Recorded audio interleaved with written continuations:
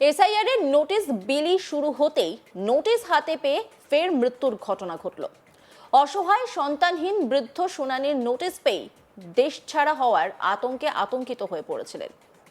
BLO থেকে গ্রামবাসী সকলের কাছে দৌড়েছিলেন। ঘটনা পরে অতিরিক্ত উদ্বেগে থাকা বৃদ্ধ হৃদরোগে আক্রান্ত হয়ে রাতেই মারা যান।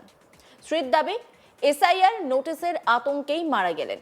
এই ঘটনা সামনে আসতেই এলাকাতে চাঞ্চল্য ছড়িয়েছে। ঘটনাটা ঘটেছে পশ্চিম মেদিনীপুরের চন্দ্রকোনার মহেশপুরে ১ নম্বর বুথে। মৃতের নাম আলম খান, বয়স ৬৫। আলম খান রাজমিস্ত্রির কাজ করতেন। নিঃসন্তান দম্পতি, স্বামী স্ত্রীর সংসার। স্থানীয়দের দাবি, আলম খান স্থানীয় বাসিন্দা ছিলেন, কোনোভাবেই বহিরাগত নয়। প্রশাসন সূত্রে জানা গিয়েছে, পশ্চিম মেদিনীপুর জেলাতে এসআইআর এর দ্বিতীয় পর্ব শুরু হয়েছে। সেখানে জেলাতে ৬৫,৭৮৩ জন নো ম্যাপিং ভোটার পাওয়া গেছে, অর্থাৎ যাদের ২০০২ এর ভোটার তালিকাতে নাম নেই, কিংবা তাদের বাবা মা কিংবা পরিবারের কারো নামের সঙ্গে লিঙ্ক নেই, এমন ভোটারদের নো ম্যাপিং ভোটার বলা হচ্ছে। সেই সমস্ত ভোটারদের নোটিশ পাঠানো শুরু করেছে প্রশাসন। তাদের হিয়ারিং এর জন্য ডাকা হচ্ছে। শনিবার থেকে শুরু হচ্ছে হিয়ারিং। প্রতি বিধানসভাতে ১১ জন করে মাইক্রো অবজারভার দিয়ে শুনানি হবে। তার নোটিশ দেওয়া হচ্ছে প্রাপকদের। সেই নোটিশ হাতে পেয়েই মারা যাওয়ার ঘটনা ঘটল। আলমবাবু স্ত্রী নাসিমা খান বলেন, এসআইআর এর হিয়ারিং নোটিশ হাতে পেয়ে বারবার বলেছিলেন, আমাকে হয়তো দেশ থেকে চলে যেতে হবে। প্রচন্ড চিন্তা করছিলেন।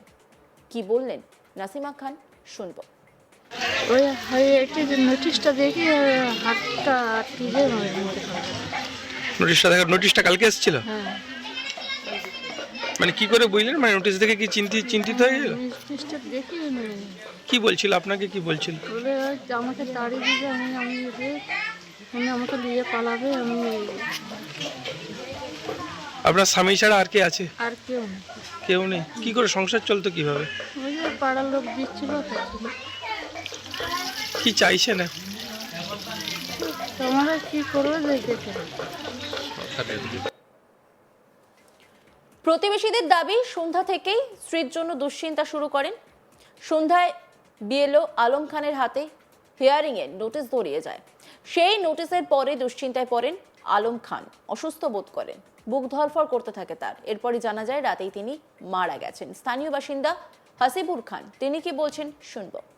এই নোটিশ এসছে, এসআইআর নোটিশটা দেখার পরই ও হতাশ হয়ে গেছে, আতঙ্কিত হয়ে একে দেখাচ্ছে আমাকে নিয়ে পালিয়ে যাবে, আমাকে রাখবে নি, আমাকে তাড়িয়ে দিবে, আমি কী করে বাঁচবো, আমার কী হবে, এরকম আতঙ্ক করতে করতেই বাস বুক ধড়ফড় করতে অসুস্থ। সেই অসুস্থ থেকেই মারা গেছে। মানে ওইটা মানে স্ট্রোকের মতো হয়ে গেছে?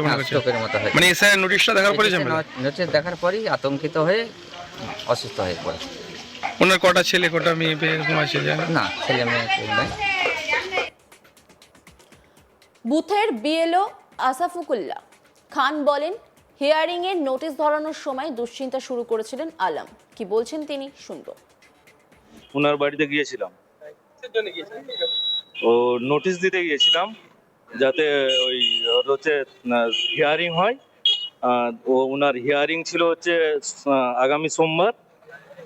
তো নোটিশটা যে কাল 4টার দিকে, বিকাল 4টার দিকে দিয়ে আসছিলাম। হ্যাঁ, শুনেছি উনি মারা গেছে। যখন নোটিশ দিতে গিয়েছিলাম উনি একটু আতঙ্কগ্রস্ত ছিলেন, ভয়ে ছিলেন। তারপরে হঠাৎ শুনি যে তিনি হচ্ছে মারা গেছেন, হার্ট অ্যাটাকে মারা গেছে।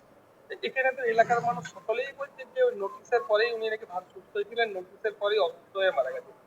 এইটা কতটা মানে মনে হচ্ছে আপনার হতে পারে? এটা নোটিশ দেওয়ার পরই মারা গেছেন উনি। নোটিশ দেওয়ার পরই আতঙ্কগ্রস্ত মারা গেছে। ঘটনার শুরু শাসক বিরোধী রাজনৈতিক চর্চা। বিজেপির দাবি, এসআইআর নিয়ে এই আতঙ্ক রাজ্যের শাসক দল তৈরি করেছে। সুকান্ত দলুই, তিনি কি বলছেন শুনবো। যে কোনো মৃত্যু দুর্ভাগ্যজনক, মৃত্যুর আত্মার শান্তি কামনা করি এবং তার পরিবারের প্রতি সহানুভূতি জানাই। দেখুন, এই যে এসআইআর নির্বাচন কমিশন করছে, তাই মানুষের মধ্যে যে আতঙ্ক, সেই আতঙ্ক বর্তমান যে শাসক দল, সেই শাসক দল তৈরি করেছে। এর আগেও বহুবার এসআইআর হয়েছে, নির্বাচন কমিশন তাদের নির্ধারিত সূচি অনুযায়ী সেই সমস্ত কর্মসূচি পালন করেছে। কিন্তু সেই সময় যে সরকার ছিল সেই সরকার নির্বাচন কমিশনকে সহায়তা করেছে। কিন্তু এই সরকার যারা ভুয়ো ভোটারদের ভোটে জিতে ক্ষমতায় থাকার চেষ্টা করছে এবং এই এসআইআরে তাদের সেই এর পথে বাধা হয়ে দাঁড়াচ্ছে, যার কারণে তারা কী করছে, মানুষকে ভয় দেখিয়ে বিভ্রান্তি সৃষ্টি করছে এবং মানুষের মধ্যে একটা ভয়ের পরিবেশ তৈরি করছে। এ বিষয়ে পাল্টা মন্তব্য করেছে তৃণমূল নেতা ইসমাইল খান। তিনি কি বলছেন শুনবো। পশ্চিমবাংলায় যেভাবে যা মানুষের উপর অত্যাচার শুরু করেছে কেন্দ্র সরকার, তার সঙ্গে তার এজেন্ট হিসাবে নির্বাচন কমিশনার, এতে করে কিছু মানুষকে ওরা মেরে ফেলার চক্রান্ত। এই যে এই মানুষটি যে আজকে মারা গেল, তার স্ত্রী আজ অসহায়, আর কেউ নেই। এই মানুষটা আমাদের সঙ্গে কথা বলেছে, সন্ধ্যা চা খেয়েছে, তারপরে এই নোটিশের কথা বলতে বলতে তার মনের মধ্যে একটা এমন মানে হতাশ সৃষ্টি হয়ে গেল, যার ফলে আজকে এই মানুষটা গেল।